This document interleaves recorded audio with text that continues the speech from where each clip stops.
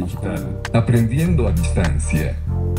Te invitamos este miércoles 13 de septiembre a escuchar nuestra conferencia con el tema Manejo de pacientes con cáncer a nivel hospitalario, con nuestro invitado Francisco Ochoa. Conducido por el doctor Enrique Navarro Bori y la doctora María Eugenia Vera Serna. SD, Educación Continua Digital, aprendiendo a distancia. Te esperamos.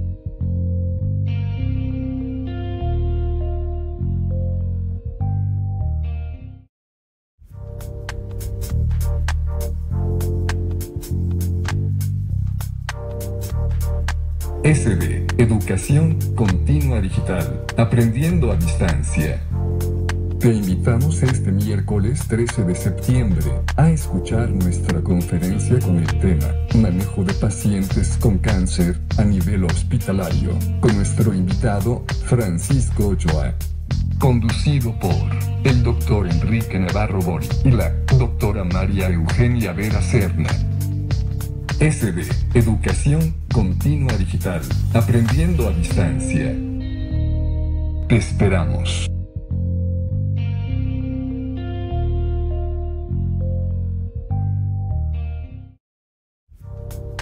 Con todos ustedes en este programa de radio mensual que tenemos con I+D. Agradecemos todas las facilidades que el licenciado Dr. Flores y todo su equipo pues nos brindan justamente para la transmisión de este programa, transmitiendo en vivo y en directo desde la Facultad de Odontología, desde la sala de videoconferencias. Y bueno, pues el día de hoy nos acompaña el doctor Francisco Javier Ochoa Carrillo, y del cual voy a leer un extracto, porque realmente es un extracto de su currículum, de su gran currículum. Él es cirujano oncólogo certificado en el Instituto Nacional de Cancerología. Él es presidente de la Asociación Mexicana de Lucha contra el Cáncer, y él es actualmente profesor de la Facultad de Medicina de la UNAM. Él es una persona pues muy modesta, porque es lo único que nos mandó de currículum, pero yo sé que tiene un gran currículum, y bueno, pues conforme va a pasar el tiempo, usted se va a dar cuenta de la calidad de persona que es y la grandeza que tiene en todo este aspecto. Le agradecemos mucho, doctor Ochoa, el poder estar con nosotros este día, el participar con nosotros en este tipo de eventos que pues semana con semana lo estamos llevando a cabo, y pues tenemos una gran cantidad de personas que nos están asistiendo y que nos están oyendo. Agradecemos igualmente a todo el equipo, pues a Maru Eugenia Vera, que está con nosotros, nuestra coordinadora de diplomados, y a todo el equipo de parte de Educación Continua que siempre nos acompaña, que está pues muy a las vivas aquí para poder transmitir siempre de una forma muy certera y adecuada. Muy bien, bueno, pues el tema de hoy prácticamente no tiene gran cosa que ver con la cuestión odontológica, y sin embargo tiene mucho que ver con todo lo que es pues una cultura general para todos los que estamos aquí inmiscuidos en la salud. Y no nada más en eso, sino agradecemos, y porque nos oye mucha gente también, no nada más cirujanos dentistas, sino nos oye muchas amas de casa y mucha gente que se encuentra alrededor de todo esto. Y bueno, el día de hoy el doctor Ochoa nos va a hablar sobre mitos y realidades sobre el cáncer de mama. Gracias a que pues a la doctora Aldape también, que ella fue la que nos hizo favor de hacer este gran contacto. Pues le agradecemos primero que esté aquí con nosotros, y bueno, pues el tema es muy interesante, y le agradecemos nuevamente el que pueda participar. Y pues adelante, doctor. Muchas gracias. Muchas gracias. Buenos días a todo el Internet auditorio, así como la honrosa distinción que me hacen al estar en esta cabina transmitiendo para todos ustedes. Con mucho también agradezco la gentileza y la generosidad de los comentarios del doctor Navarro Bori el hacerme la introducción y la presentación, y agradezco mucho a María Eugenia Vera la invitación también que me ha hecho, y sobre todo el interés que pone siempre en preparar los temas. Su servidor este día ha tratado de elaborar un tema en el cual tiene una extraordinaria importancia debido a la frecuencia de este padecimiento, número uno. Número dos, que es un azote de salud pública para nuestras mujeres mexicanas. Número 3, partiendo también de que, por desgracia, todavía en nuestro país seguimos diagnosticando este cáncer de mama en etapas clínicas intermedias y avanzadas en más del 60% de los casos.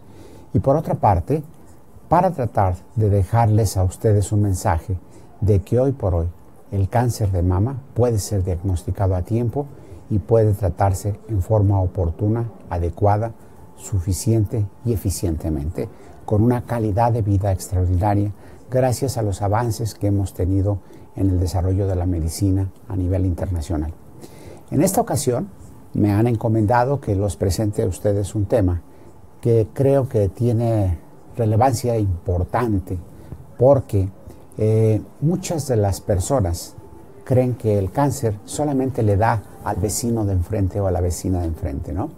Y creo que es importante celebrar que la Facultad de Odontología de nuestra Universidad Nacional Autónoma de México, además de formar extraordinarios odontólogos con muchos posgrados en estas áreas de la odontología, tiene la preocupación y la ocupación de permear una cultura general sobre la salud en la población, y en este caso sobre cáncer de mama.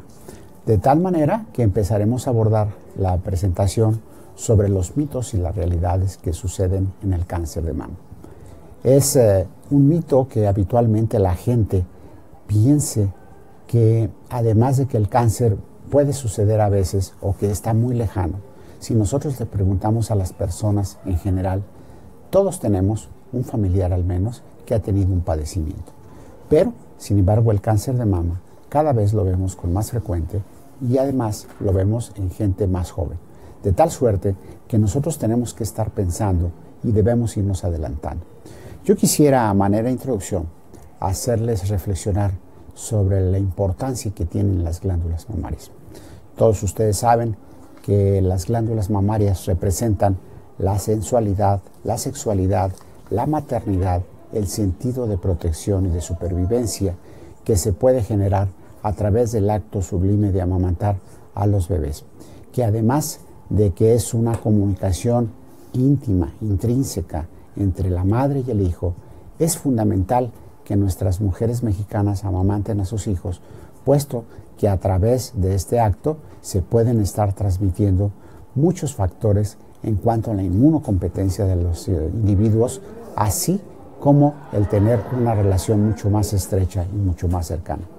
Por otra parte, la glándula mamaria siempre ha sido una inspiración para los artistas, los poetas, los dibujantes, los escultores, y siempre han realzado y ensalzado la presencia de esta glándula. Pero también no hay que negar que es un aspecto de sensualidad y que ha permitido permear a la sociedad hoy con mucha libertad, y es mucho más frecuente que nosotros estemos acostumbrados a ver las glándulas mamarias expuestas en diferentes circunstancias. Pero ya entrando en el tema, yo quisiera también invitarlos a reflexionar sobre lo que verdaderamente acontece con el cáncer. Ante el hecho simple y sencillamente de considerar la posibilidad de tener un cáncer y al diagnóstico, automáticamente la paciente siempre tiene una relación con sinónimo de sufrimiento, que está dado también por dolor intenso, con tratamientos agresivos, con amputación y con muerte. Esto, pues evidentemente se llega a presentar en la mujer, y no en cualquier mujer, sino que hay algunos factores de riesgos que están perfectamente bien identificados, como son la edad, la raza, los aspectos reproductivos, los hormonales, los antecedentes genéticos y las cargas genéticas que nosotros podemos tener heredadas en nuestros familiares, así como algún tipo de lesiones proliferativas. Yo quisiera introducirlos también en el tema, manifestando y aclarándoles que existen ciertas ideas generalizadas sobre cómo empieza y cómo se disemina el cáncer, aunque son erróneas a veces, muchos desde el punto de vista científico. Parece que realmente tiene un sentido, especialmente cuando estas ideas están arraigadas en teorías anticuadas. El problema verdaderamente radica en que una idea falsa sobre el cáncer puede causar preocupaciones innecesarias e incluso complicar decisiones acertadas para prevenirlo o bien para ofertarle un tratamiento adecuado. Pero ¿por qué la importancia de este tema, además de todo el impacto emocional, físico y económico social que puede presentarse con este padecimiento? Porque es un padecimiento con una gran distribución internacional, de los cuales se llegan hasta registrar hasta 1.380.000 nuevos casos de mujeres en el año. Y de estas, fíjense ustedes, casi una tercera parte fallecen en el mismo año de su diagnóstico. Luego entonces es importante que nosotros tengamos una conciencia. Y aquí es el primer mito. El primer mito es que el cáncer de mama no es un problema en México. La realidad que es un gran problema. Es el cáncer número 1 en la mujer mexicana, de tal suerte que produce un impacto significativo por el padecimiento en sí, además que es la primera causa de muerte en nuestras mujeres mexicanas por cáncer. Ante estas circunstancias, ¿qué nosotros debemos saber? Otro de los mitos que nosotros tenemos siempre presentes: solo se desarrolla si hay factores de riesgo, como los habíamos señalado. La realidad, fíjense ustedes, que más del 65% de las mujeres que desarrollan este padecimiento no tienen ningún factor de riesgo identificable. De tal suerte que nosotros debemos de considerar que por el simple hecho de ser mujer, sin que haya algún antecedente o algún factor de riesgo que se tenga identificado, se puede presentar el cáncer de mama y por lo tanto deberemos siempre estar mucho alertas en cuanto a estar protegiendo a nuestras mujeres con una detección adecuada. Lo que sí es cierto señalar es que el mito existe en cuanto a la edad y que la edad no tiene importancia en cáncer de mama para que éste se desarrolle. La realidad es de que sí. Y fíjense ustedes, en esta gráfica pueden apreciar que entre más joven se es, las probabilidades de un cáncer de mama son mínimas. Se considera que una mujer alrededor de la segunda década de la vida, o los 20 años de edad, tendrá una probabilidad entre casi 2.000 mujeres. Sin embargo, a medida que la edad se incrementa por cada década, vean cómo se va reduciendo las probabilidades en cuanto al número de casos que se llegan a presentar y aumenta el riesgo en forma significativa. De tal suerte que a partir de la cuarta década de la vida podrá desarrollarse un cáncer entre 68 mujeres y a medida que se va avanzando en la edad, se van incrementando los riesgos de desarrollar este cáncer. Luego entonces, independientemente de la edad de la mujer, deberemos siempre estar alertas en tratar de detectar este posible padecimiento. Ahora bien, mucha gente dice que es un mito la historia de la menstruación, que eso no importa. La realidad es que sí importa. Y yo quisiera invitarlos a que vean esta diapositiva en el cual que las mujeres que empiezan a menstruar en etapas tempranas, como cada vez más lo vemos en nuestras mujeres mexicanas, y tienen una menopausia tardía después de los 65 años o 50 años de edad, vemos que se incrementa en forma significativa el riesgo de desarrollar cáncer. Luego entonces es un mito que estamos derrumbando. Otro de los mitos que habitualmente se llega a presentar es de que no importa la nuliparidad. ¿Qué quiere decir esto? El hecho de no haber concebido en alguna ocasión ni los abortos para desarrollar cáncer. La realidad es que sí. El riesgo es importantemente significativo entre los 40 y los 45 años cuando hay estos factores, hasta en una tercera parte de los casos. De tal suerte que inclusive en las mujeres nulíparas que han tenido abortos espontáneos o inducidos, el riesgo se incrementa en forma significativa. De tal suerte que tenemos que estar muy pendiente de esta población que ha tenido esta circunstancia.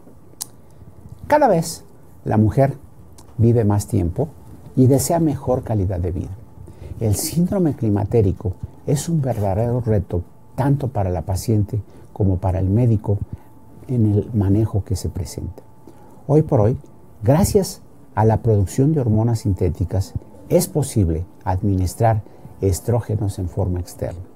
Sin embargo, se ha podido documentar que la realidad, con muchos estudios que se han hecho, es de que cuando esto sucede, es importante que nosotros tengamos una vigilancia muy estricta en estas pacientes porque se incrementa el riesgo en forma significativa cuando ha habido antecedentes hormonales.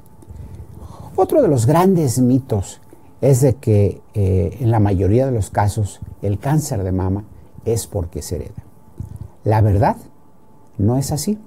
Fíjense ustedes que el cáncer se puede presentar en forma esporádica, o sea, sin antecedentes genéticos, en el 85% de los casos, mientras que apenas el cáncer hereditario para mama será entre un 5 a 10% y luego, cuando hay alguna asociación familiar, en menos de los casos.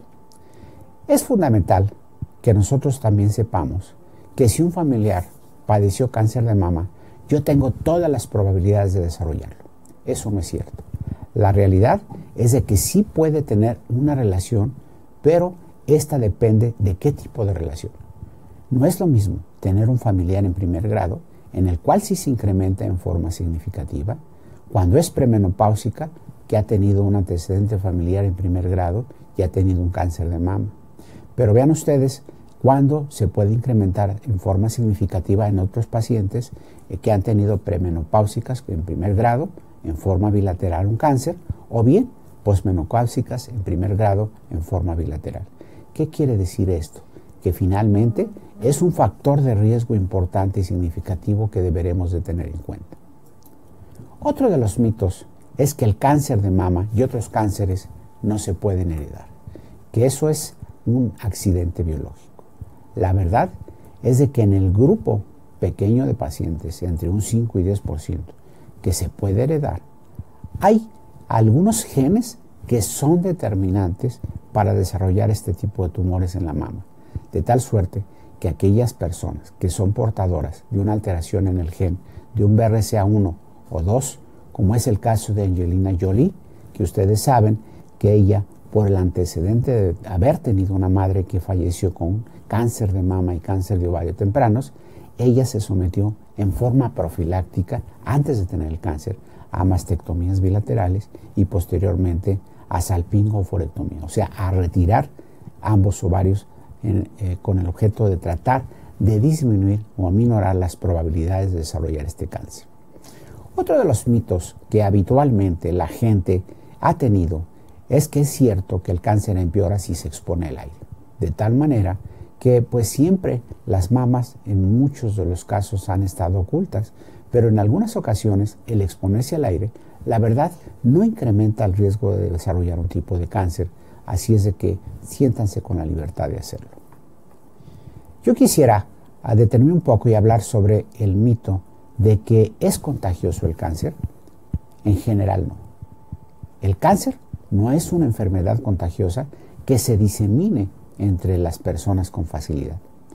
La única circunstancia en que el cáncer puede pasar de una persona a otra es cuando nosotros hacemos un trasplante de órganos y tejidos. Ahí se puede transmitir alguno de los genes. Si una persona recibe un órgano o tejido de un donante que tuvo cáncer en el pasado, podría enfrentar en el futuro un mayor riesgo de padecer este cáncer relacionado con el trasplante. Pero ese riesgo es extremadamente bajo. Cerca de 2 casos por cada 10,000 trasplantes podrán presentarse en esta circunstancia. De tal manera que es imperativo que los médicos eviten el emplear órganos o tejidos de donantes con antecedentes de cáncer y que por fortuna esto ya está perfectamente normado en las reglas o en las guías internacionales. Es cierto que algunos cánceres en ciertas personas es posible que puedan causar por alguna infección viral o alguna infección bacteriana. Entre los virus, los más conocidos que ustedes saben, es la transmisión del virus del papiloma humano para la transmisión del cáncer cervicuterino, que se considera una enfermedad de transmisión sexual de alguna manera, al transmitir el virus y que algunos virus de estos son oncogénicos y pueden desarrollar el cáncer. O bien el virus del HIV, que ahora es perfectamente bien controlable con los manejos de los antirretrovirales.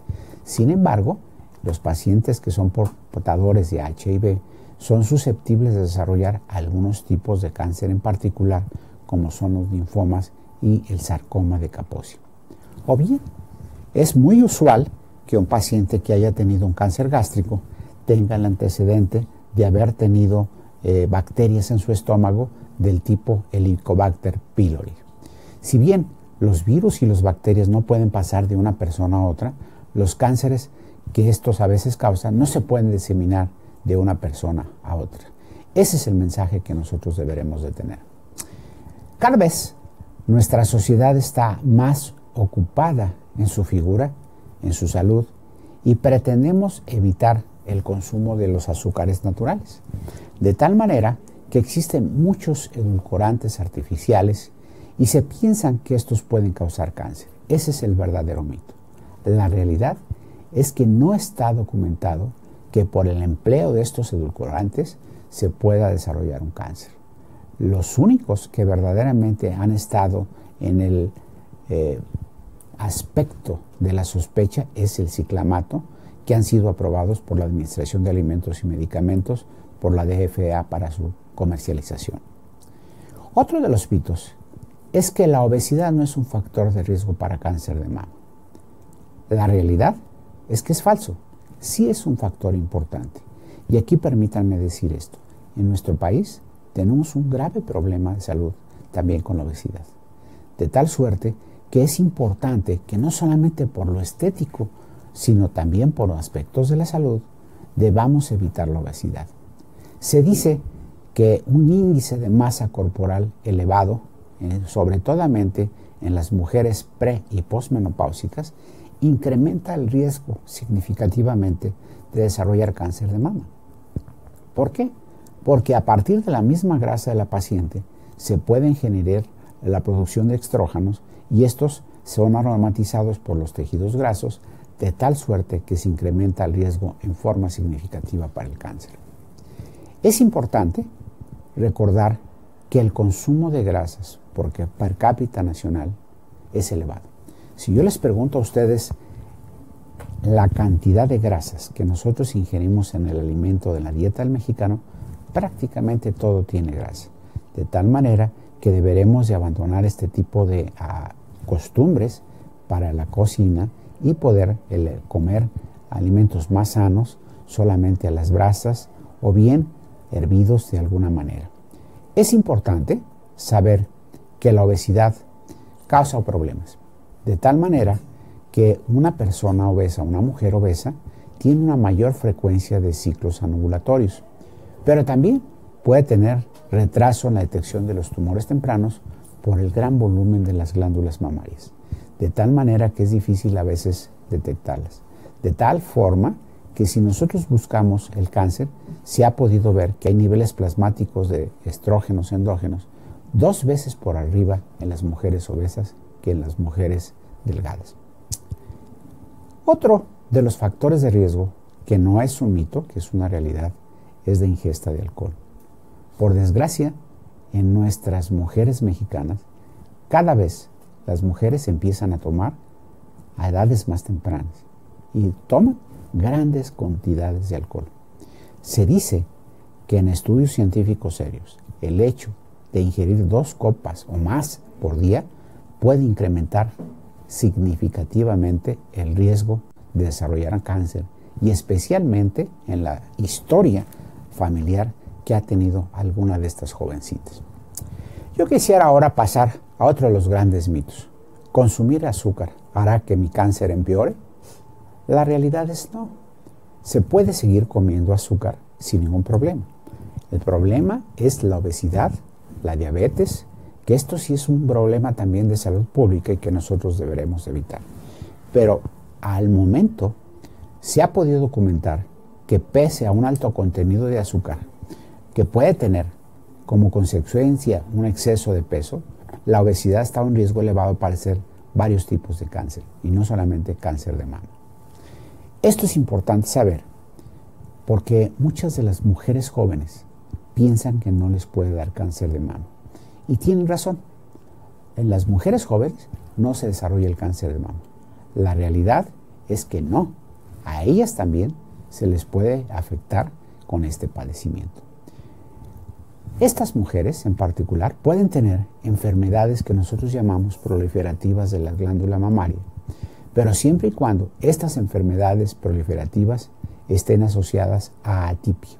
Aquellas que tienen alguna atipia como hiperplasia atípica o alguna alteración como un carcinoma in situ, sí son capaces de desarrollar un cáncer de mama invasor.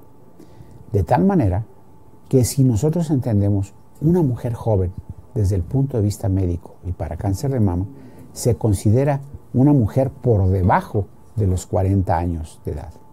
¿Y por qué razón nosotros podemos soslayar a veces los diagnósticos en las mujeres jóvenes para un cáncer de mama?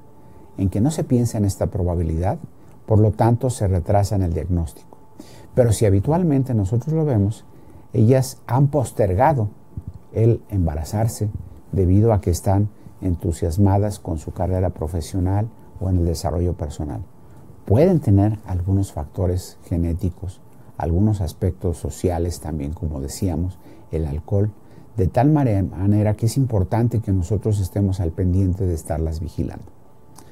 Por otra parte, otro de los grandes mitos que se tienen presentes en la población es que si nosotros tenemos una actitud negativa o positiva, esta puede determinar el riesgo para desarrollar cáncer o las probabilidades de su recuperación. La verdad es de que las personas que tienen rencores, enconos, que son enojonas, no se ha podido demostrar de que esta sea la causa en la cual se favorezca o se desarrolle un cáncer. Lo que sí se tiene como no conocido es que es normal sentirse triste, enojado y descorazonado, de tal manera que no necesariamente esto vaya a llevar a desarrollar un cáncer. Lo que es importante sí es que la actividad física y el apoyo emocional pueden ayudar a hacerle frente al cáncer con el objeto de evitar también la depresión. Otro de los grandes mitos que en la actualidad tenemos es el empleo de los teléfonos móviles o de los teléfonos celulares. Cada vez la gente más joven nos volvemos adictos a los teléfonos, vamos a decirlo así, o somos tan dependientes para todo que lo empleamos en la mayor parte del día. Y se ha podido apreciar que los millennials, las generaciones de los millennials, llegan a pasar hasta 12 horas conectados a un elemento electrónico, ya sea una tablet, una computadora o un teléfono inteligente. La verdad es de que pese a que hay algunos estudios que sugieren esto, no se ha podido documentar fehacientemente que produzca un cáncer. El cáncer puede producir mutaciones genéticas, pero si bien es cierto los celulares emiten cierta energía de baja frecuencia, al parecer no se ha podido documentar que produzcan daños a los genes. Las poblaciones crecen y hemos invadido las áreas rurales, de tal suerte que hoy por hoy cada vez y en las mismas ciudades estamos expuestos a los cables de alta tensión. Y nuestras casas habitualmente están cerca de ella, de tal manera que nosotros no nos debemos de preocupar por esto, porque realmente no se ha demostrado que haya una relación causa-efecto en estar relativamente cercanas a estas torres que contienen los cables de alta tensión. La energía magnética emitida por estos cables, realmente en forma de radiación, es de tan baja frecuencia que no causa daño a los genes, y esto sí se ha podido establecer. Otro de los grandes mitos es si alguien en la familia tiene cáncer, ¿es posible que yo también vaya a tener cáncer? Necesariamente, esa es la realidad. El cáncer es causado por cambios dañinos o mutaciones en los genes. Solo un 5 a 10% de los cánceres, como ya habíamos dicho, tienen mutaciones dañinas que son heredadas por los familiares, por los padres. De tal manera que sí es cierto, varias de las familias pueden tener algunas mutaciones y estas las pueden heredar, pero el hecho de heredarlas no implica necesariamente que vayan a desarrollarse y a expresarse en un cáncer de mama. Esto es importante. Sin embargo, hay que identificar perfectamente bien los cánceres que nosotros denominamos como cánceres familiares o hereditarios, porque eso sí, incrementan en forma significativa la posibilidad de desarrollar un cáncer. Otro de los grandes mitos es el expresarle a la mujer, o que la mujer expresa muy comúnmente: el cáncer de mama es mi destino. fatalista, ¿verdad? De tal manera que esto realmente no sucede. Las mujeres que desarrollan cáncer de mama pueden ser por varios factores. Cambios en el hábito de la alimentación, algunas costumbres sociales, algunas tendencias, el empleo de hormonas, anticonceptivos o los antecedentes familiares. Lo que sí debemos nosotros de tener muy claro, que de cada 10 mujeres en un grupo en general, 2 de estas padecerán cáncer en el transcurso de su vida. Esto nos obliga a estar pendiente de todas nuestras mujeres porque no vamos a saber exactamente quién es la que va a desarrollar este tipo de padecimientos. Hay algunos trastornos hereditarios fácilmente identificables que son algunos síndromes que por fortuna son poco frecuentes en nuestra población y que nos hacen la diferenciación entre los grupos de cáncer hereditario, tanto de cáncer de mama familiar como el de mama hereditario. Y estos síndromes son varios: el de mama ovario, Li-Fraumeni, Cobden, Peutz-Jeghers, ataxia telangiectásica. Son síndromes que no acontecen en nuestra población general más allá del 5 al 10% de los casos y que por lo tanto solamente que nuestras mujeres tengan algún tipo de estos cánceres, podemos nosotros investigar si están asociados a estos síndromes para poder documentar si pueden ser ellas las que posteriormente puedan heredar estas mutaciones o estos genes que puedan causar estos síndromes. Otro de los mitos es que no hay nada en nuestra comunidad que se pueda hacer para evitar el cáncer de la mama. Yo creo que sí. La comunidad en general, por esto celebro el esfuerzo de la Facultad de Odontología de la Universidad Nacional Autónoma de México, que promueva la divulgación de estos temas, porque nos permite sensibilizar a la población, en primer lugar, sobre un problema importante que es de salud pública, el cáncer de mama. Segundo, ofrecerles orientación clara, precisa, científica de lo que es cierto y de lo que no es cierto respecto al cáncer de mama. Y se pueden hacer muchas cosas como sociedad. Es importante que nuestras mujeres mexicanas siempre tengan algunas acciones que les permita a ellas autoprotegerse. En primer lugar, acudiendo periódicamente con su ginecólogo, al realizarse ellas mismas la autoexploración mamaria 5 días después de su regla. ¿Quién mejor que ellas mismas no van a conocer sus propios órganos? El realizarse estudios que pueden ser la diferencia entre la vida y la muerte, como hacerse la mastografía y el ultrasonido en forma complementaria, una vez al año por lo menos, a partir de la 4ª década de la vida, que es donde se empieza a incrementar el cáncer de mama y donde también ya no hay tanta densidad mamaria que nos permita en un momento dado confundirnos con ese patrón de la mama y ocultar un cáncer. De tal manera que con diagnósticos tempranos se puede administrar un mejor tratamiento, menos radicales, menos amputativos y por lo tanto hacer que estas pacientes tengan una condición de curación y por supuesto mejor calidad de vida. Otro de los mismos mitos que habitualmente nosotros tenemos preguntándonos de nuestras pacientes o de las mujeres mexicanas es que si ellas encuentran en su mama un bulto, un nódulo, automáticamente deben de pensar en cáncer de mama. ¿No? La verdad es que no todos los nódulos mamarios o bolitas en la mama son cánceres, pero permítanos que los médicos seamos quienes establezcamos esa diferencia entre si son benignas o son malignas. La verdad es de que hay muchas de estos nódulos o bolitas o bultos que no son malignas, son benignas. Pueden ser desde simple quistes, fibroadenomas y que realmente no sean verdaderos cánceres. Lo importante es que ellas, cuando se palpen una circunstancia de esta situación, acudan con el médico para que se haga un estudio integral y se pueda descartar con mucha seguridad si esto es un cáncer o no es un cáncer.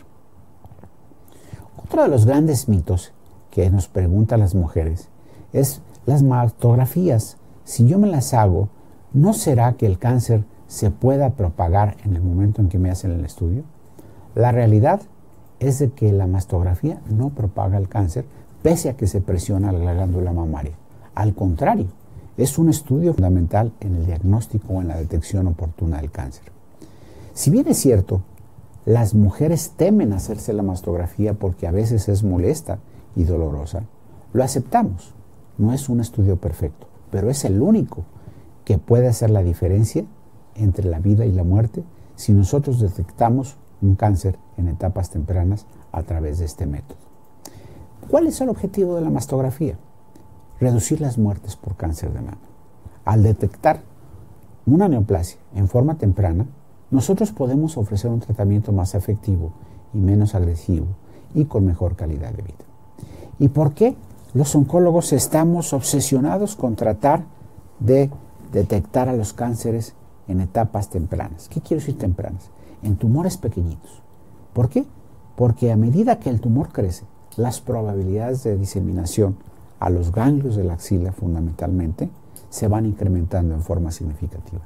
Y vean, por ejemplo, en esta presentación que yo tengo aquí de esta diapositiva, tumores tan pequeños, menores a 1 centímetro, hasta un 10% de los casos nos puede dar metástasis ganglionares a la axila. Y a medida que va creciendo el tamaño del tumor, como ustedes lo pueden ver, llegamos a tener que en aquellos tumores de más de 4 centímetros pasa de la mitad de los casos que pueden tener metástasis ganglionares, y esto ensombrece el pronóstico de la mujer. Otro de los casos que nosotros tenemos muy frecuente es el mito de tener cáncer de mama quiere decir que se extirpará la mama. La realidad es que no. Hoy por hoy, si hacemos detección oportuna en tumores pequeños, menores a 5 milímetros o 1 centímetro, podremos hacer cirugías conservadoras de mama, tumorectomías, sin que nosotros hagamos esas cirugías amputativas tan severas como el quitar la totalidad de la mama. La realidad, mucha gente dice que la mastografía no es tan útil como se dice, pero la verdad es que sí. La mastografía puede ayudarnos a detectar en las mujeres asintomáticas un tumor temprano y puede ser diagnóstica para poder nosotros establecer la estrategia terapéutica y recordando siempre que una mastografía, hoy por hoy, independientemente que es un estudio en que se emplean rayos X, es tan mínima la radiación que no le expone a un riesgo de desarrollar un cáncer de mama. Otro de los mitos importantes que nosotros tenemos es que al tener historial de cáncer de mama en la familia significa que yo también lo voy a tener. La realidad es que existe un bajo porcentaje donde interviene el cáncer familiar y solamente es el 5%. El otro 95% puede no contar con una historia de cáncer y aún así tenerlo. Es menester por esto que nuestras mujeres, independientemente de los antecedentes familiares, y más si se tiene, siempre estén pendientes de detectar este tipo de padecimiento. Por fortuna, nuestra mujer mexicana siempre ha tratado de estar bella y cada vez con la edad trata de cuidarse más y muchas se tiñen sus canas tempranas o tardías. Y la pregunta es, ¿el uso de tintes para cabellos pueden aumentar el riesgo de cáncer de mama? La verdad es que no.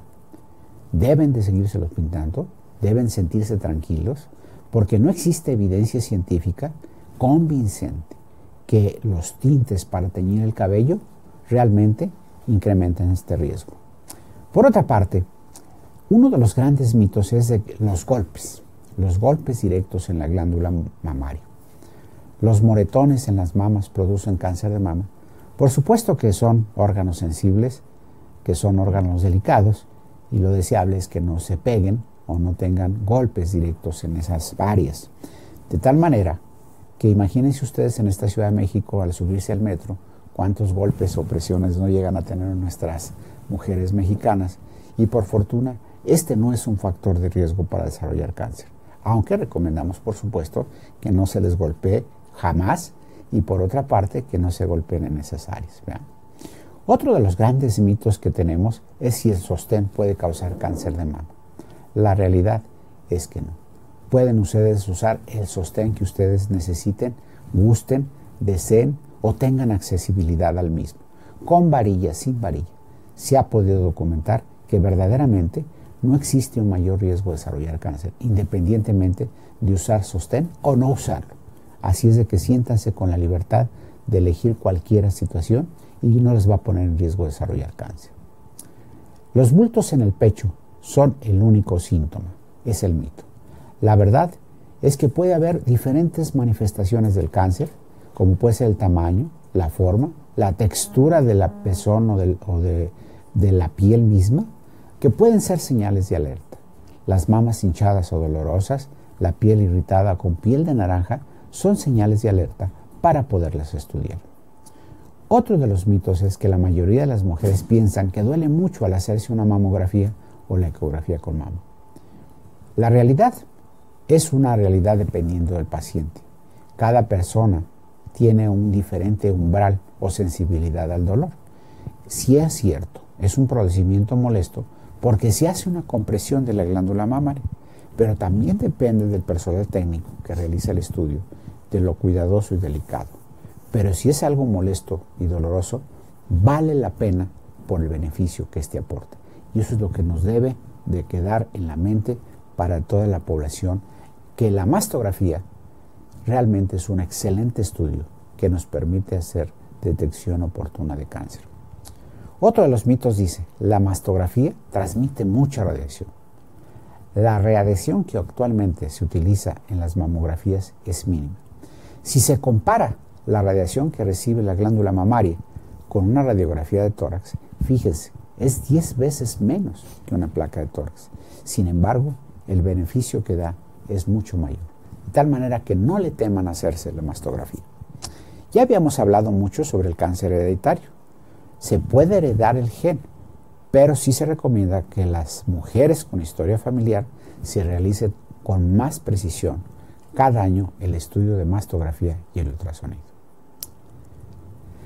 Otro de los grandes mitos de nuestra población es que aunque el cáncer de mama se diagnostique en etapas tempranas, es una sentencia de muerte. La realidad es que no. Si se diagnostica por diferentes formas, en forma temprana, debe de quedar muy claro que se puede curar y se puede tener una sobrevida muy elevada y con una buena calidad de vida.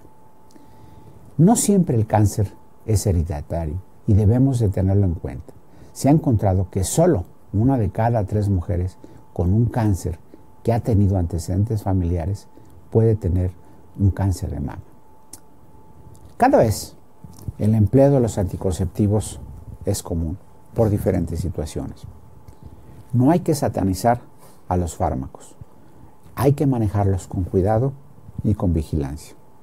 Pero sí es cierto que aunque la realidad es que el cáncer está muy relacionada con las hormonas, el consumo de este tipo de hormonas anticonceptivas no incrementa significativamente el riesgo de desarrollar cáncer, de tal manera que estas deben de ser de preferencia monitoreadas por su médico, por su ginecólogo y siempre al pendiente de sus glándulas mamarias. Otro gran mito que se llega a presentar es que el cáncer de mama solo le da a las mujeres. No, en los hombres también podemos padecerlo. Se dice que es muy raro, menos del 1% o alrededor del 1% puede ocurrir en los hombres. Sin embargo, tiene una característica muy particular. En la mayoría de los casos está por arriba de los 60 años de edad. Y aquí les muestro un ejemplo de un cáncer de mama en los hombres, en el cual es exactamente igual el comportamiento que el cáncer de mama en la mujer, con una situación en que el pecho del hombre no es tan generoso como el de la mujer y por lo tanto es mucho más fácil detectarlo en forma adecuada. Esto es importante que nosotros lo tengamos en cuenta y que, fíjense ustedes, pese a que la mama es pequeña, los tumores se diagnostican más tarde que en la mujer porque no se piensa en esta posibilidad. En los hombres, a partir de la 6ª década de la vida, también deberemos de explorarles sus pechos, sobre todo en aquellos hombres que empiezan a tener aumento de volumen en sus glándulas mamarias. Y ustedes saben que puede ser un fenómeno natural que al envejecer el hombre, también por la deprivación hormonal natural, sus glándulas mamarias puedan crecer. Otro de los grandes mitos, y aquí yo quisiera nada más considerar algo importante, es si se los detectan todos los casos un cáncer de mama, una mastectomía.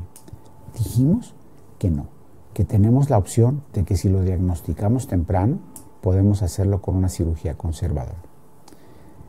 Y después de un tratamiento, las mujeres dicen, doctor, ya me operó, ya me dio quimioterapia, ya me dio radioterapia, si ese es el caso, ya no tengo glándula mamaria, ¿puede regresarme el cáncer de mama? La realidad es que puede ser posible que haya una recaída entre los 5 y los 10 años, pero es mucho menos probable después de este tiempo. Es por esto que después de un tratamiento nosotros estamos dándole siempre un seguimiento a las pacientes con el objeto de detectar en forma oportuna una posible recurrencia. Otro de los mitos que me permita presentarles a ustedes es que no hay nada que puedas hacer para disminuir el riesgo de desarrollar. La realidad es que sí se pueden hacer algunas estrategias para disminuir la probabilidad de contraer cánceres. Se recomienda el ejercicio con una caminata rápida a la semana, por lo menos 15 minutos. Y esto ha podido documentarse que el evitar la obesidad también disminuye con mucho el riesgo de desarrollar este tipo de padecimiento. Nuestras mujeres mexicanas son pulcras y además de bañarse, de asearse, de ponerse talco, a veces en sus axilas utilizan, o muchas veces, los famosos desodorantes o antiperspirantes. La verdad, hoy por hoy, la realidad es que no ha habido una relación causa-efecto con los diferentes tipos de antiperspirantes o desodorantes. De tal manera que es mejor que huelan rico y sin temor, ya que no desarrollarán este tipo de padecimiento como es el cáncer de la mama. Esto es importante que nosotros lo tengamos en cuenta también. Si nadie en mi familia ha tenido cáncer, ¿significa que no tengo ningún riesgo? La realidad es que no. Ya hemos hablado en todo el transcurso de la presentación todas las opciones que tenemos de posibilidades de desarrollar cáncer por el simple hecho de ser mujeres. Existen muchos mitos alrededor del cáncer. Lo ideal es combatirlos. ¿Cómo combatir estos mitos? Con información adecuada, con información científica, con una buena orientación médica. Por lo tanto, los invitamos a que se informen adecuadamente y que acudan con su médico regularmente para que él haga un chequeo. Tienen más probabilidades de desarrollar cáncer, y este es un mensaje que quisiera yo ir cerrando. Aquellas mujeres por arriba de los 50 años de edad, aquellas que han tenido antecedentes familiares con esta enfermedad, aquellas que tienen un periodo de estímulo hormonal prolongado, con una menarca, o sea que empiezan a menstruar en forma temprana, y con una menopausia tardía después de los 55 años. Las mujeres que no han tenido hijos o los que lo tuvieron después de los 30 años de edad. Y esto lo vemos cada vez en nuestra población femenina más. La mujer está ocupada en su desarrollo profesional, en su desarrollo personal, y en muchas ocasiones posterga la maternidad. Y es por esto que hay embarazos después de los 30 años de edad. ¿Qué recomendamos? Que si al autoexplorarse se palpen una bolita, si hay sospechas de que haya un tumor, sea revisada periódicamente. Acuda con un facultativo para que le haga una serie de estudios como son la mamografía, la ecografía y en algunos casos la resonancia magnética, y podamos nosotros quitar este gran mito. ¿Existe alguna hierba medicinal que me pueda curar el cáncer? Que esa es otra de las costumbres. Todo mundo receta tés, hierbas, pócimas.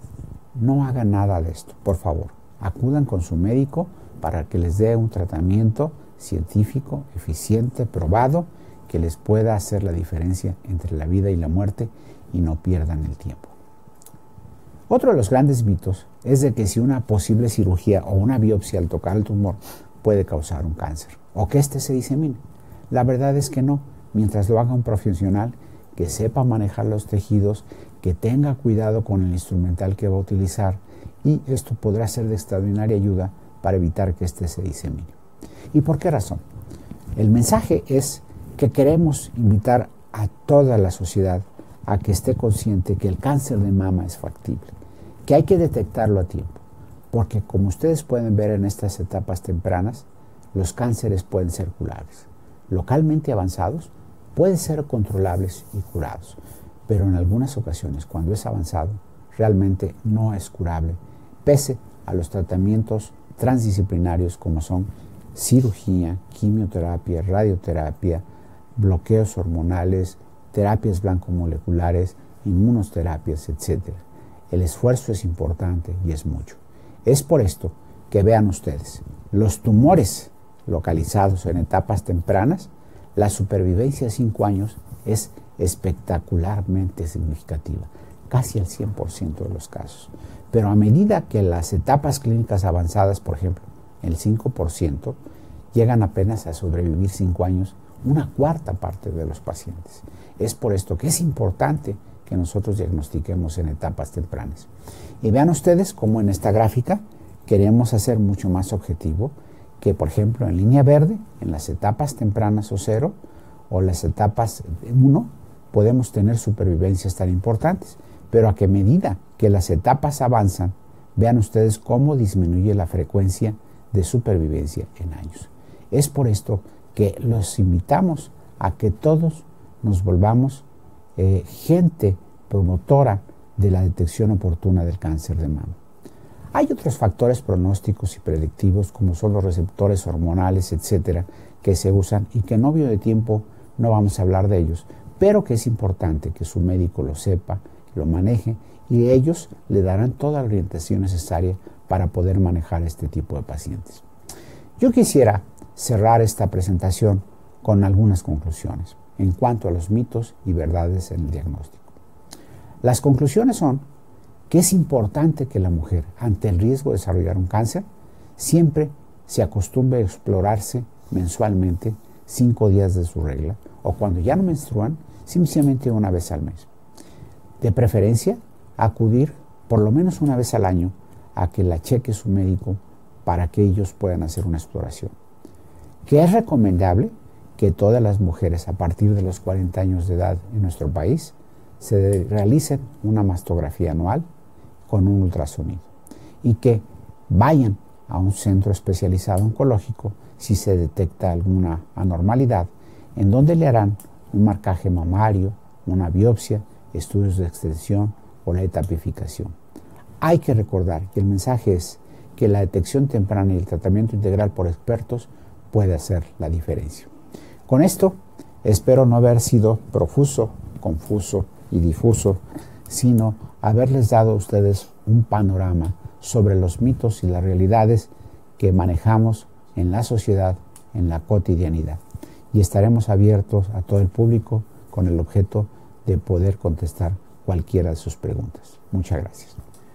Muchísimas gracias, doctor Ochoa. La verdad es que es muy interesante, muy interesante toda esta plática, muy ilustrativa sobre todo para toda nuestra sociedad, para que esté enterada bien de todos los mitos y realidades que sobre el tema ocurren. Yo creo que esto es una plática muy ilustrativa, muy objetiva, ¿sí? Le agradezco mucho esto porque realmente rompe muchos esquemas que la gente se puede hacer alrededor de todo esto, ¿no? Yo creo que las conclusiones son extremadamente importantes. Yo creo que una de las situaciones que más nos provoca que la gente se autoexplore, las mujeres se autoexploren.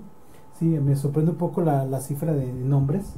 Sí, no sabía que existía una cifra ya tan alta.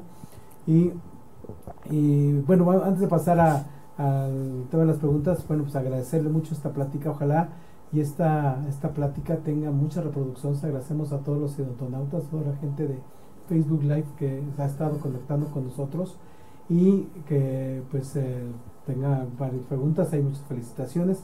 Un ratito más vamos a tratar de contestarlas. Bueno, más bien el doctor nos va a contestar. Sí, y vamos a darle el espacio de educación continua con la doctora María Eugenia Vera. Gracias, doctor. ¿Me regala el micrófono?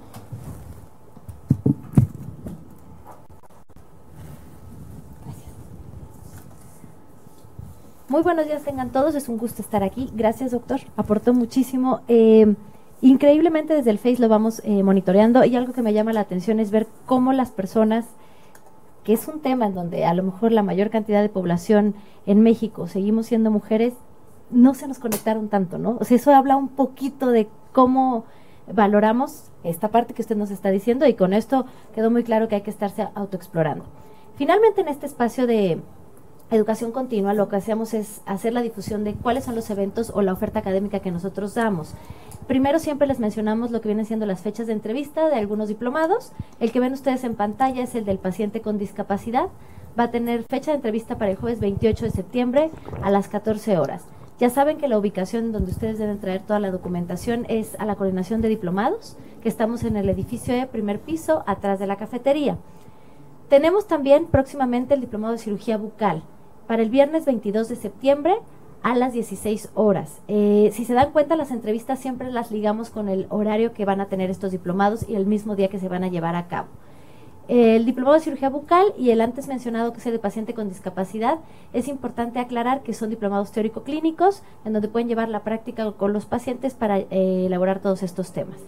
Y por último, en cuanto al bloque de diplomados, tenemos la fecha de entrevista del paciente adolescente o del tratamiento multidisciplinario del paciente adolescente, el día miércoles 11 de octubre a las 11 horas. Recordarles, igual que los 3 diplomados son con opción a titulación a aquellos alumnos egresados de nuestra Facultad de Odontología. La documentación que siempre se les solicita es copia del título, copia de la cédula profesional, un pequeño currículum en corto sin documentos comprobatorios y una fotografía tamaño infantil a color. Saben que la solicitud de registro la pueden bajar de nuestra página de la facultad o solicitarla directamente aquí en Coordinación de Diplomados. Y eventos dentro de nuestros congresos, que son nuestros eventos más grandes, por así decirlo, porque se llevan a cabo en pequeños días, pero con bastante auditorio. Vamos a tener ahorita en septiembre, del 27 al 29, el Congreso de Cirugía Oral y Maxilofacial. Recalcándolo porque se cumplen 40 años de la especialidad como tal en nuestra Facultad de Odontología y se está celebrando con este evento. Llevado a cabo en el Auditorio Raúl Fournier de la Facultad de Medicina, en los días antes mencionados. Y también en octubre 12 y 13 vamos a tener ya la tercera reunión anual de lo que vienen siendo los posgrados de periodoncia e implantología. Igual, la misma sede va a ser el Auditorio Raúl Fournier de la Facultad de Medicina. Ambos con una cuota de recuperación de 1,200 pesos. Saben que siempre Educación Continua ha tratado de ofertar la beca o algún tipo de reconocimiento a todo lo que vienen siendo nuestros alumnos y profesores de la Facultad de Odontología, haciéndolo así con un descuento del 50%, presentando la credencial vigente. Recordando que cada vez nuestros eventos tienen más auge, entonces sí es cupo limitado, sí pueden ir haciendo y pidiendo informes en lo que vienen siendo los correos de Educación Continua o en la página de la facultad para que registren su inscripción, hagan el pago y tengan su lugar asegurado a los mismos. Y dentro de los cursos sabatinos me gustaría resaltar 3 que vamos a tener próximamente. Uno va a ser el del 23 de septiembre, que es antibioticoterapia en odontología. Este lo da nuestra doctora María Teresa Espinosa Meléndez. Anunciamos que es en auditorio para que ustedes sepan que no hay limitación con el número de acceso de las personas. Para el 30 de septiembre vamos a tener el curso, y este sí es limitado porque es curso taller, el de efectos del yoga y la meditación en la salud. El ponente es el doctor Juan Maldonado Martínez. Y para el 7 de octubre vamos a tener el curso de RCP con el ponente Horacio Morán Enríquez. Ambos, los dos últimos, saben que está limitado con el número de personas que se está diciendo, para que aquellas que estén interesadas puedan solicitar su ficha de registro con nosotros en la Coordinación de Diplomados o al correo que aparece en pantalla, que es el de diplomadosodontunam@gmail.com, para que su ficha de referencia se les sea enviada y ustedes nos puedan mandar después la foto con el pago ya realizado en el banco. Últimamente, y saben que a partir de febrero de este año hemos estado transmitiendo todos los miércoles en punto, a veces y a veces no, de las 10 de la mañana, lo que viene siendo el Facebook de la Facultad de Odontología.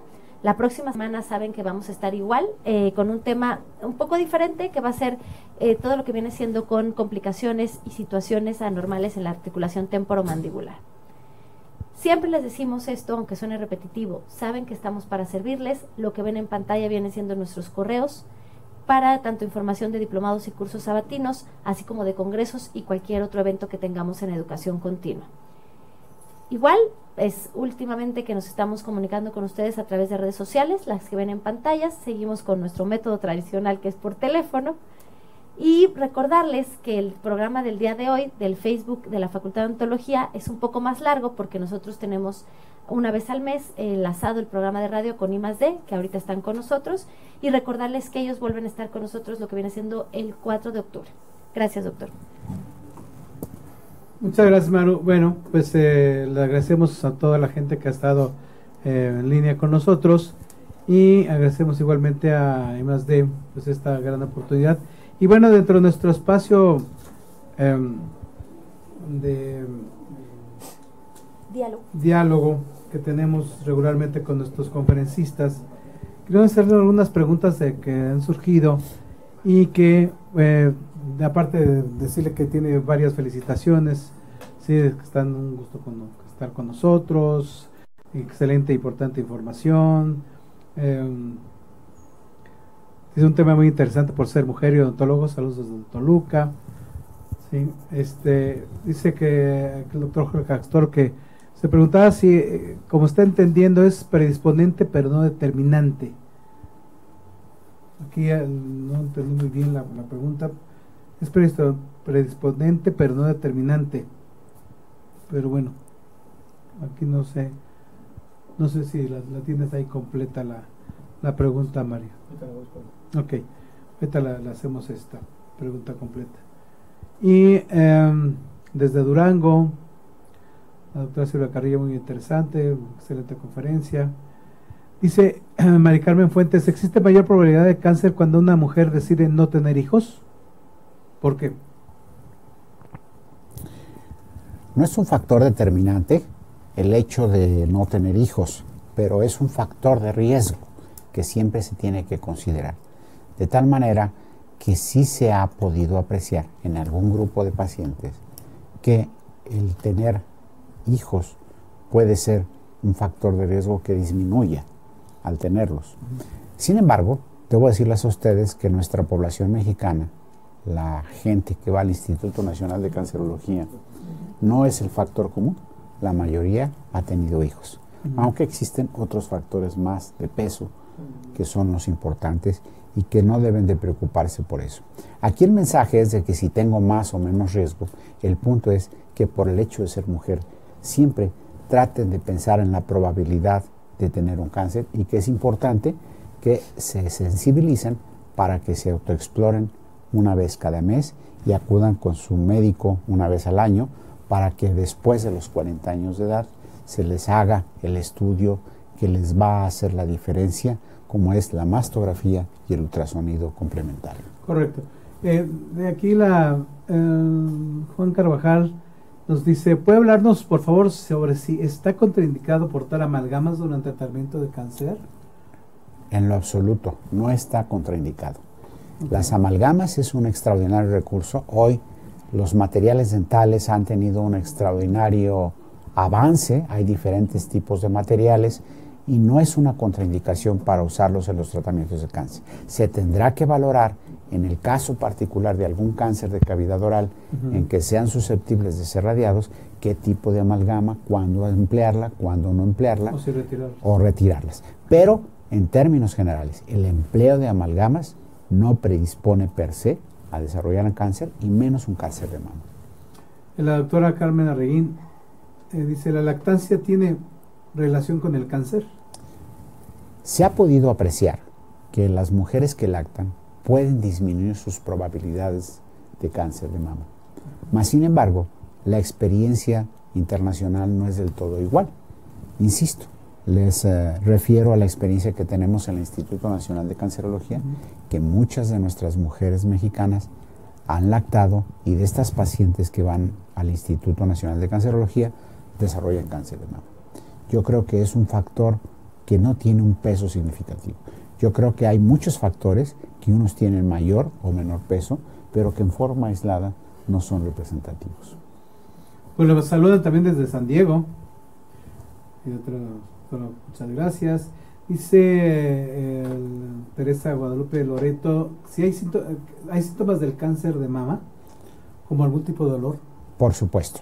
El cáncer de mama puede manifestarse a través de un nódulo, a través de la deformación o retracción de la piel, a través de secreción serohemática por el pezón, o bien, en un momento dado, al palparse un nódulo mamario, que éste pueda tener alguna molestia o algún dolor. La gente cree que el cáncer no duele. Las más de las veces no en etapas tempranas, pero los cánceres pueden doler. Y dependiendo de la etapa clínica podemos tener manifestaciones tan floridas como una lesión tumoral muy palpable, ya con ganglios en la axila, o bien inclusive enrojecimiento de la piel, o bien que pueda ulcerarse la piel y llegue a fungar, o sea, a salir el tumor a través de la piel. Esos son los casos extremos que nosotros no debiéramos de ver hoy en el siglo XXI. Claro. Ni menos en nuestro país, cuando por fortuna tenemos la tecnología, el conocimiento, la experiencia para poder hacer los estudios de detección oportuna a través de la mastografía. Gracias, doctor. También estamos conectados con nuestros odontonautas y quisiéramos a lo mejor, por falta de tiempo, porque el tema fue muy extenso y fue muy bueno y interesante, teníamos ya ve que un espacio de diálogo, entonces en el cual ellos también refieren, haciendo como resumen de todo lo que ahorita nos aportó. Finalmente, como mujeres, lo que tenemos marcado o establecido es la palpación una vez al mes después de la menstruación, ¿no? Después de los 40 años, idealmente es estar haciendo la mastografía una vez al año. Una vez al año. Eso lo vamos a tener a lo mejor de manera particular todas las mujeres ya aplicable. La situación aquí es, después de un resultado de mastografía que indique algo, hacia dónde dirigirse, hacia dónde derivar. Y esto tiene que ver con lo que decíamos de a nivel hospitalario manejar el paciente con cáncer. Por supuesto. Ante la sospecha de un cáncer, debemos de acudir con un médico oncólogo certificado que pueda él establecer el diagnóstico. Y la mejor forma de poder establecer el diagnóstico es la biopsia. Si no tenemos un fragmento de tejido que nosotros podamos estudiar al microscopio y poder definir la alteración de las células que nos implique que sea un cáncer, eso es un cáncer. Y una vez que sea un cáncer, si la persona tiene la posibilidad de atenderse en la práctica privada, hay extraordinarios oncólogos en diferentes instituciones privadas que pueden hacerlo. Si tiene la paciente seguridad social, puede acudir a cualquiera de sus instituciones que la protegen, como es el ISSSTE, el IMSS, la Secretaría de la Defensa Nacional, el Seguro Popular inclusive puede arropar a todas las mujeres que tienen hoy por hoy cáncer de mama, y una vez con el diagnóstico pueden entrar a una institución oficial de servicios públicos, como puede ser el Hospital General de México, el Dr. Lisiaga, o bien el Hospital Juárez o el Instituto Nacional de Cancerología, para que sean estudiados y tratados, o inclusive el FUCAM, que es otra de las grandes instituciones que ha hecho una extraordinaria labor en este tipo de diagnóstico y de tratamiento. Gracias, doctor. Por último, una pregunta de los odontonautas, y por tiempo no se preocupen, vamos a poner al doctor a trabajar, ya sea vía correo o por medio del Face. Después de un tratamiento de quimioterapia, ¿en qué momento es conveniente hacer un tratamiento odontológico? Bueno, el tratamiento de quimioterapia es un tratamiento que está programado y planeado habitualmente por semanas, por ciclos, perdón, y cada ciclo va dependiendo más o menos alrededor de 4 semanas. Lo recomendable es que terminemos el tratamiento de quimioterapia y luego manipular lo que es cualquiera de las piezas dentales. Lo que sí sería deseable y recomendable que antes de empezar un tratamiento oncológico se haga una profilaxis, una limpieza de la cavidad oral, se haga un diagnóstico de cómo está la situación de la cavidad oral, porque las caries pueden facilitar a veces una infección y esto no es adecuado, sobre todo en la paciente que recibe un tratamiento de quimioterapia y que sí se puede inmunodeprimir, de tal suerte que no es recomendable que se infecte. Eso debemos hacerlo saber. Una evaluación integral de la cavidad oral antes de cualquier tratamiento oncológico. Una pregunta, volviendo igualmente al manejo de pacientes con cáncer en el hospital, doctor. ¿Qué se hace en el hospital cuando una paciente llega con estas características? Se le atiende, se le explica, evidentemente hay algún tipo de nivel sociocultural que tienen los pacientes, se le explica de qué se trata, la idea y obviamente los mitos que usted decía y mencionaba, era precisamente esa persona que se siente afectada por un cáncer y dice, no voy a morir.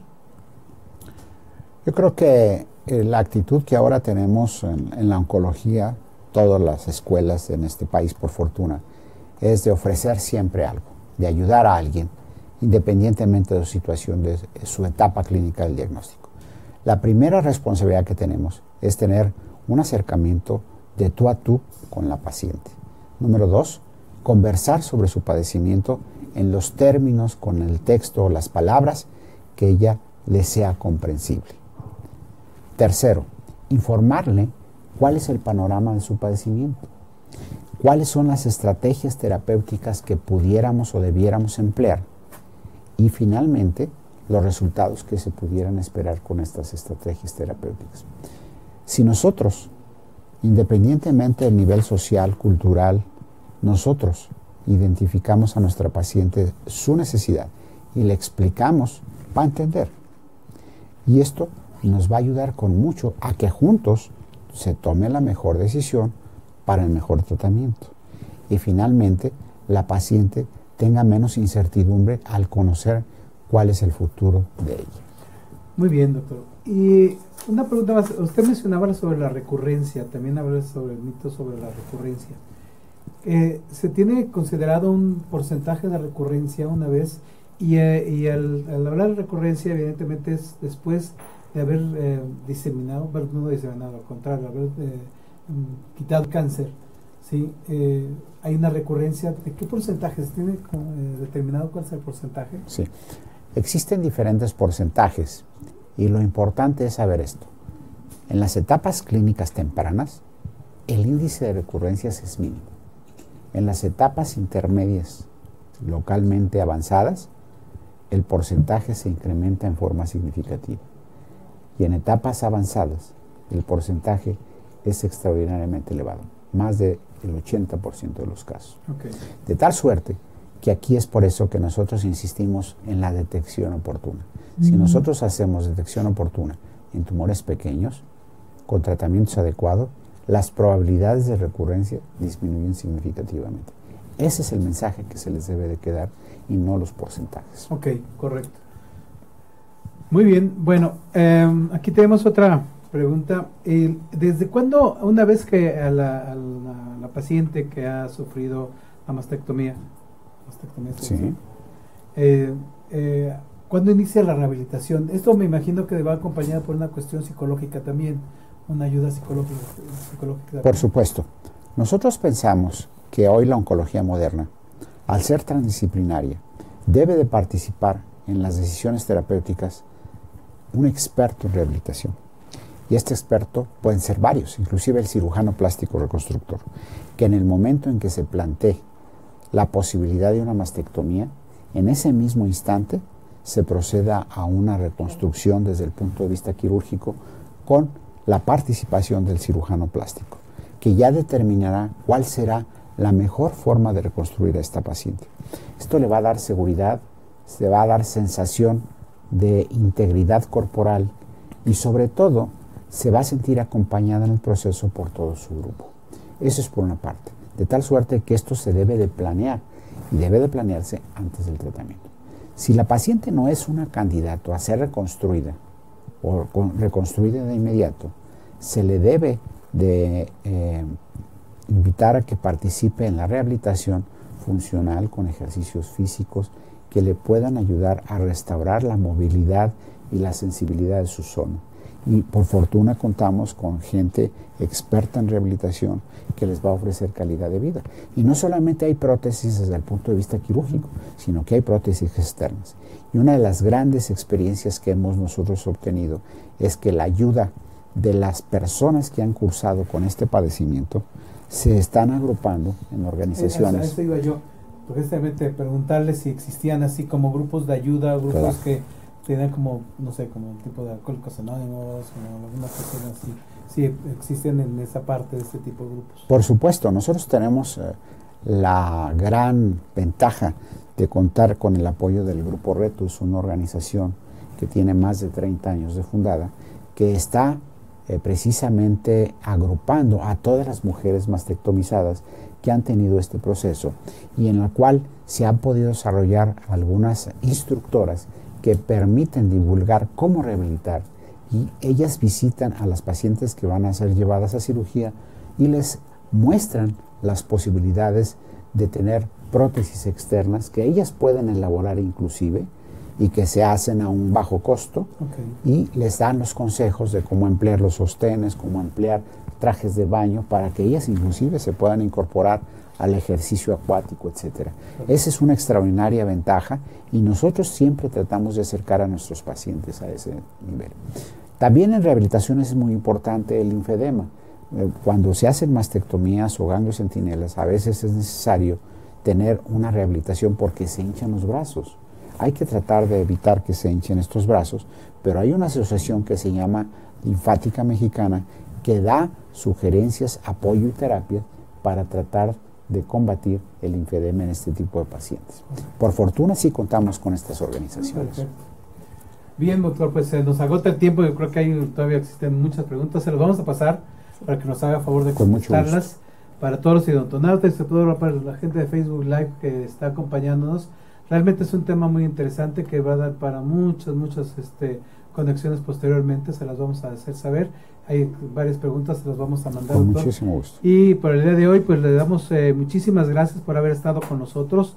Damos muchas gracias a Inteligencia Dental por haber estado con nosotros apoyando esta plática del doctor Ochoa, a todo el grupo de Educación Continua, pues que siempre están con nosotros apoyándonos para llevar a cabo esta transmisión, y al doctor Maru, y pues a usted, doctor, principalmente por su tiempo, ¿sí? El haber estado compartiendo esta plática con nosotros, que realmente es muy muy interesante, y pues esperamos ver una próxima ocasión. Con mucho gusto estaré con ustedes compartiendo lo que sabemos, lo que tenemos experiencia, y sobre todo tratando de orientar a nuestro auditorio con el objeto de que verdaderamente salga beneficiado con el conocimiento y ellos puedan ser unos aliados en la detección oportuna del cáncer de mama para que nuestras mujeres mexicanas puedan salvar esta terrible enfermedad cuando se llega a presentar y ellas sean supervivientes de cáncer, pero que sean mujeres felices, plenas, que sigan desarrollándose en el ámbito que ya les tienen ya determinado. Pues muchísimas gracias nuevamente y hasta la próxima. Nos vemos la próxima. Hasta luego.